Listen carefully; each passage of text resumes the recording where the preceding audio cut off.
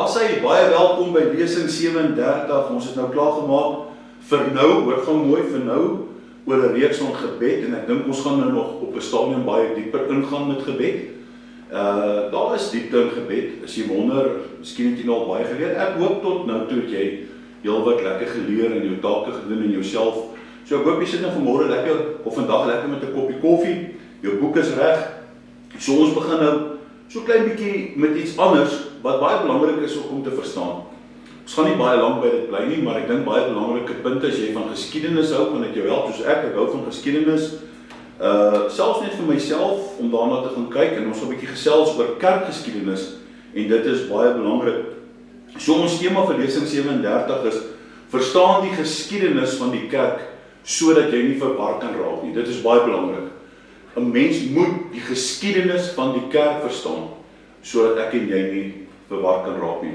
Jy sien, ek wil met jou praat oor die Rooms-Katolieke, die Ortodokse kerk, die Rooms-Katolieke kerk, die Ortodokse kerk, en dan wil ek met jou praat oor die Protestante kerk, en die verskil tussen die Rooms-Katolieke kerk, die Ortodokse kerk en die Protestante kerk.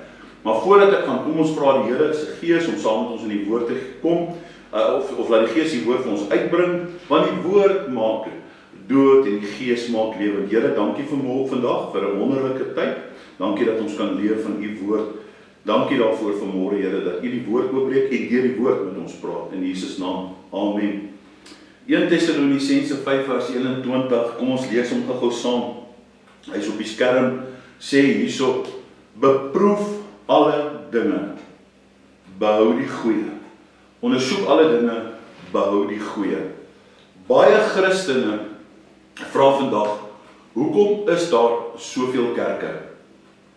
Was daar nog altyd hierdie verskillende kerke? En ek wil net eintlik vir jou sê dat die Rooms-Katolieke kerk, in die tyd van die kerk, is die grootste in die wêreld onder Christendom. So, nou vra ons ook die volgende vraag, wie is reg en hoe weet ek wat die waarheid is? En daarom gaan ons nou vandag so 'n bietjie aan dit raak. Ons sal ook bietjie later dieper in dit gaan, in elke diepte van die Ortodokse kerk en die Rooms-Katolieke kerk en die Protestante kerk.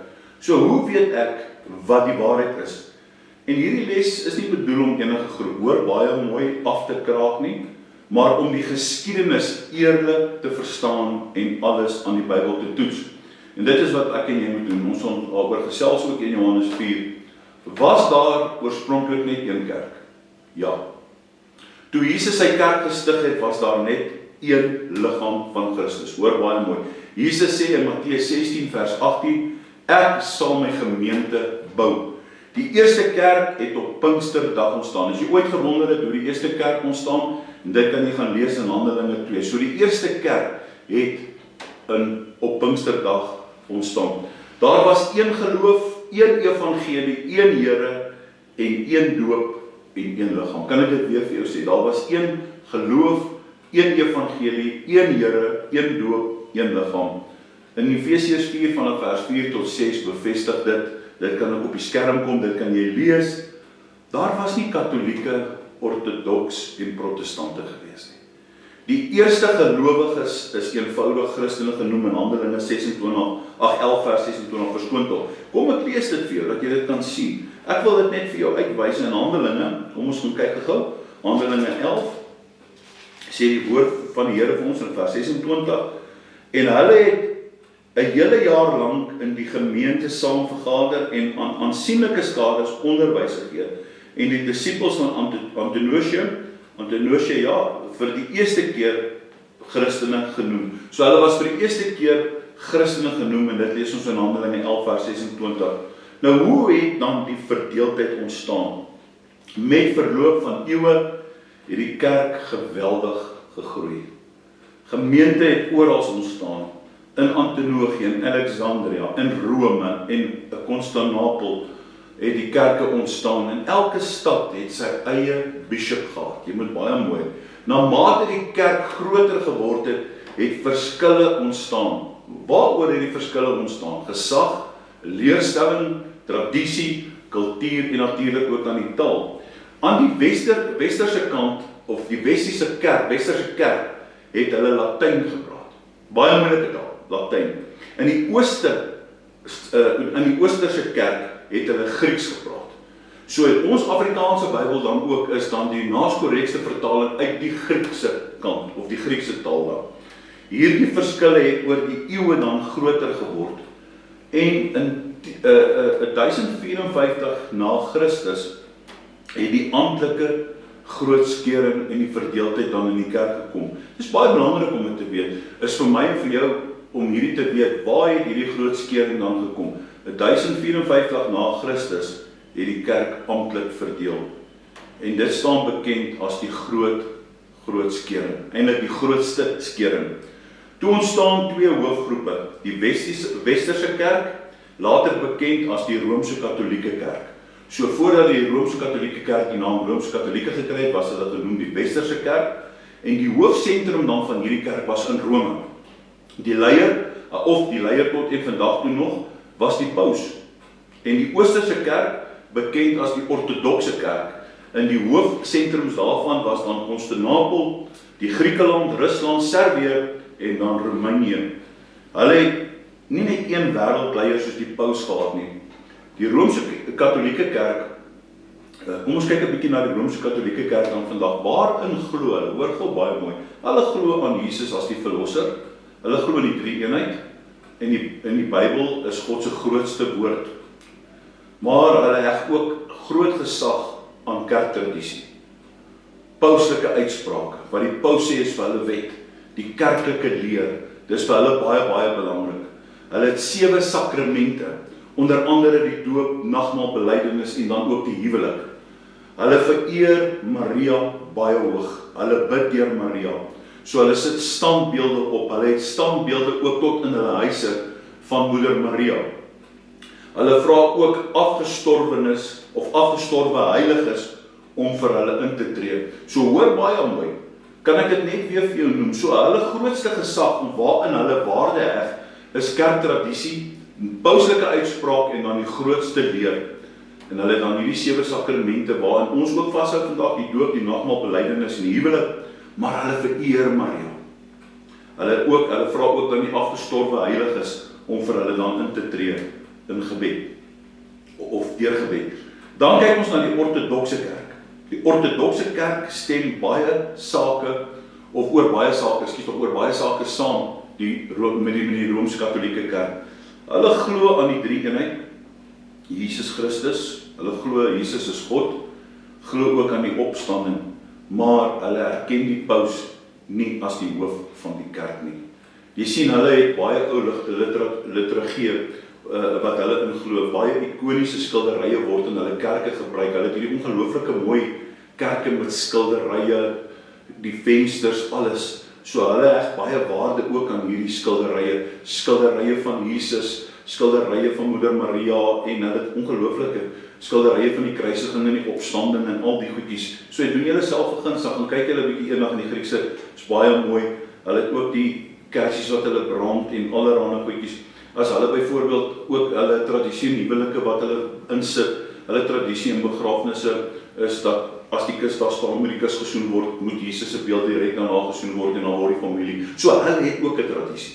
So hulle volg ook tradisies in hierdie opsigte. Hulle beklemtoon aanbidding en misterie baie sterk. Die protestante hervorming, kom ons praat 'n bietjie oor hulle. Teen die 1500s het baie mense gevoel die kerk het van die Bybel afgewyk. En een van die bekendstes daarvan was Martin Luther. Ons ken almal en dit is hoe die kerk hervorm het deur Martin Luther. In 1517 het hy 95 stellings teen misbruik in die kerk bekend gemaak. Hy het dit nogal teen die kerk se deure, die Rooms-Katolieke, die Rome, al hierdie plekke het hy dit gaan vasspyker. So hy het 95 stellings gemaak teen die misbruike van die kerk. En hy wou die kerk hervorm. Hieruit het dan die protestante hervorming ontstaan. Later ook dan wat bekend was as die Lutherane, die gereformeerdes en dan ook die Anglikane. So ek wil iets gou vir jou sê. So die Roomse Katolieke het Jesus aan die kruis. Ook wanneer jy 'n begrafnis doen op die kus, is dit baie belangrik dat die kruis met Jesus op die kus vasgespijker word. Die Anglikane het weer die kruis. Hulle het die kruis oralste in hulle kerke, maar Jesus is nie op die kruis nie.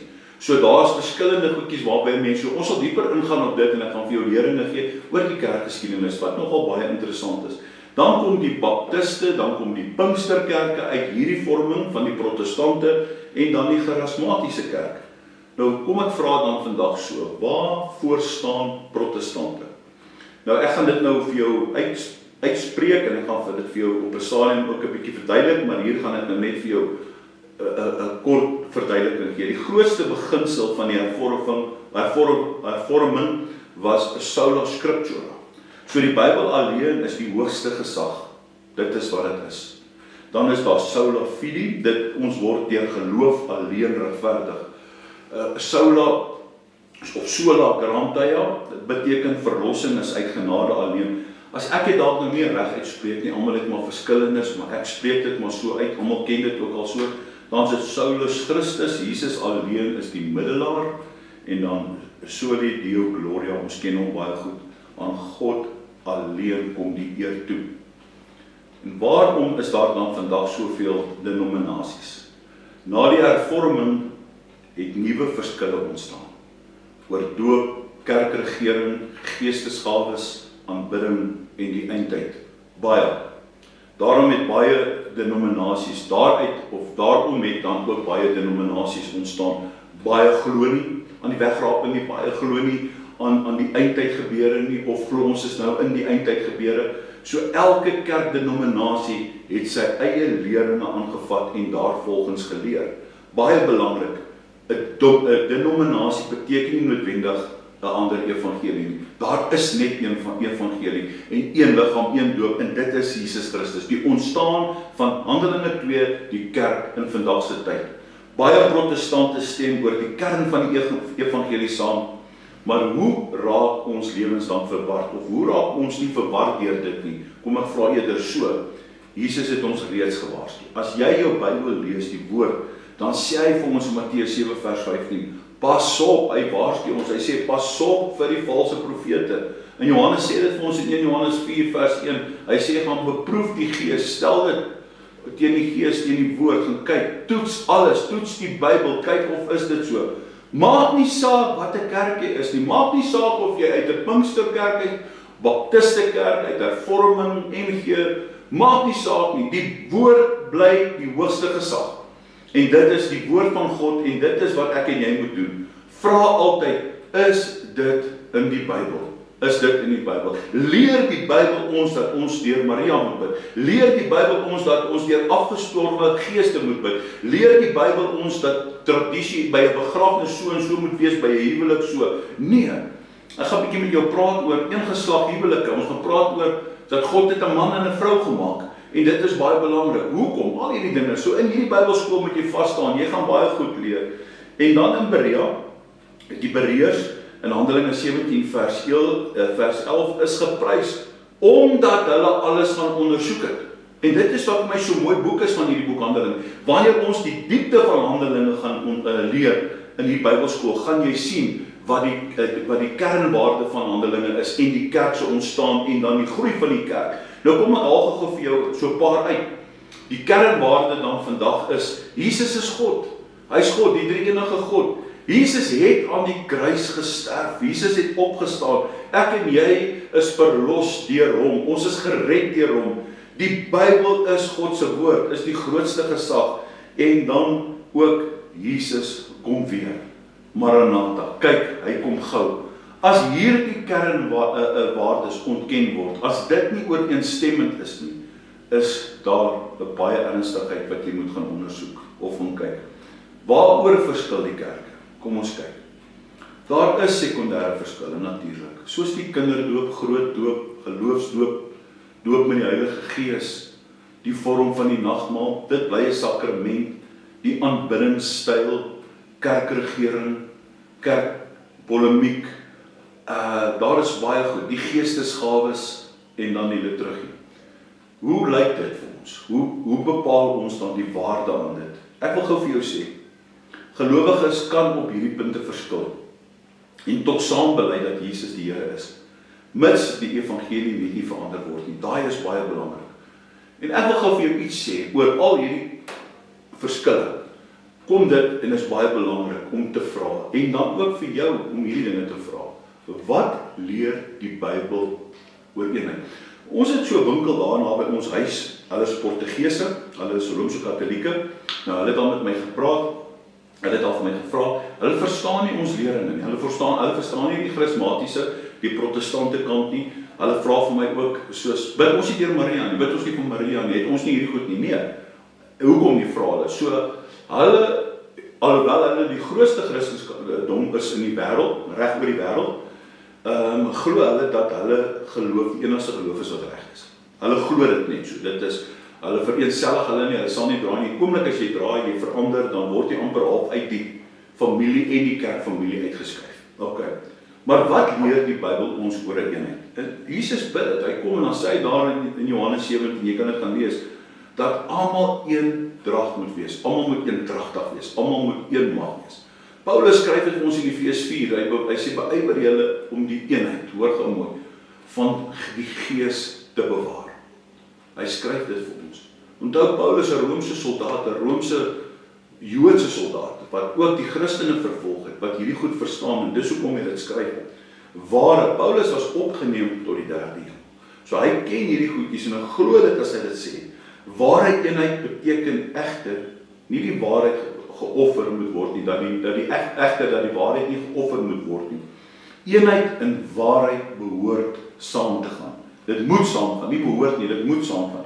Die belangrikste vraag is, aan watter denominasie behoort ek? Of aan watter denominasie behoort ek nie? Maar eerder volg ek Jesus in die geloof, gegrond op die waarheid van die skrif. Dis baie belangrik. Jy kan in 'n Engelse kerk wees, jy kan in 'n ander kerk wees, maar die waarheid is nie in watter denominasie behoort ek nie, maar eerder volg ek Jesus Christus as my saligmaker, my verlosser, is my geloof gegrond op die waarheid van die skrif. Dit is baie belangrik. Soos Paulus skryf in Galasiërs 1 vers 8, moet enige leer aan die evangelie van Christus gemeet word. Dit is baie belangrik. Daarom is dit vandag belangrik. Daarom behoort elke Christen die skrif getrou te bestudeer. Daarom is die Bybel belangrik, met nederigheid te leer. Hoor gou mooi, en Christus bo alle menslike tradisie of voorkeur te stel. Jy kan nie in hoofstaan van 'n kerk 'n pastoor wees, in 'n denominasie wees en mense volg nie. Jy moet die skrif lees. Dis baie belangrik. Of 'n Christen, kom ek stel dit so. Dis baie belangrik ook, al sit jy op 'n Sondag in 'n kerk of op 'n Saterdag, waar ook al jy is, wie ook al jy nou hierna luister, of jy nou 7de dag ou apostolie is, AGS is, PPK is, en maak nie saak nie. Wat baie belangrik is dat ek en jy die skrif noukeurig moet toets. Wat sê daardie prediker? Wat praat daardie prediker? Praat hy skrif of is hy besig om net sekere goeders buite die skrif te doen? En dit is belangrik hoe 'n mens daarna kyk. Goed, ek wil hê jy moet vir my 'n opdrag doen. Dis oppervlakkige kerkgeskiedenis. Ek wil jou nie te diep verveel nie, maar ek dink is baie belangrik dat 'n mens dit moet leer en verstaan. So jou opdrag, hoor gou mooi, lees die volgende skrifte of skrifgedeeltes en beantwoord die vraag. Hier kom dit nou, jy kan op die skerm sien, Handelinge 2 gaan lees dit. Hele Handelinge, Efesiërs 4 vers 1 tot 6, Handelinge 17 vers 11, 2 Timoteus 3 van vers 16 tot 17, Galasiërs 1 vers 6 tot 9. Hier kom die vraag. Vraag 1. Hoe het die eerste Christelike kerk ontstaan? Skryf dit neer met jou vraag. Skryf jou vraag, onder dit antwoord jy vir my. Nommer 2. Watter eienskappe het die eerste gemeente gehad? Watter eienskappe het die eerste gemeente gehad? Vraag 3. Waarom word die Bereërs, dis wat Handelinge van praat, geprys? Onthou ek het dit nou genoem. Waarom word die Bereërs dan geprys? Wat het hulle gedoen? 4. Wat sê Paulus oor die gesag van die skrif? Wat sê Paulus oor die gesag van die skrif? 5. Watter waarskuwing gee Paulus oor 'n ander evangelie? Watter waarskuwing gee Paulus oor 'n ander evangelie? Kyk, kom ons antwoord dan ook hierdie 4 vrae oor die kerkgeskiedenis. Vraag 1. So skryf vir my kerkgeskiedenis, onderstreep hom. Vraag 1, skryf die vraag antwoord. Was daar aanvanklik net een Christelike kerk gewees? Verduidelik, ja of nee. Was daar net een? 2. Wat het aanleiding gegee tot die groot skering van 1054 na Christus? Wat het aanleiding gegee tot hierdie groot skering? 3. Noem 3 kenmerke van die Roomse Katholieke Kerk. Gee vir my net 3 kenmerke. En dan gee jy ook vir my 3 kenmerke. Vraag 4. Noem 3 kenmerke oor die Ortodokse Kerk. Beantwoord die volgende vraag in jou eie woorde. So daai 4 vrae is nou klaar. Die volgende ene is beantwoord vir my die volgende vraag in jou eie woorde. Vraag 1. Waarom is dit belangrik om elke leerstelling aan die Bybel te toets? Hoekom sal jy sê is dit belangrik? Hoekom sal jy waarde aan dit heg? 2. Hoe kan 'n Christen voorkom dat hy of sy geestelik mislei word? Hoe kan 'n Christen voorkom dat hy of sy geestelik mislei word? Dat daar nie twyfel in jou hart moet kom nie. As jy met 'n ortodokse persoon praat, of met 'n Jood praat, of met 'n Griek praat, 'n ou apostolie, Sewende-dagse Adventis, amper wil ek sê akkedis, Sewende-dagse Adventis, en dan ook die Jehovah's Witnesses. So, hoe kan 'n Christen voorkom dat hy of sy geestelik mislei word? Skus. 3. Wat het jy uit hierdie studie geleer wat jou geloof versterk? Baie belangrik, wat het jy geleer wat jou geloof versterk? Dankie, tot 'n volgende keer. Die Here seën, geniet dit. Hoop jy dit geniet, luister dit weer en sien ons mekaar weer volgende keer. Mooi bly.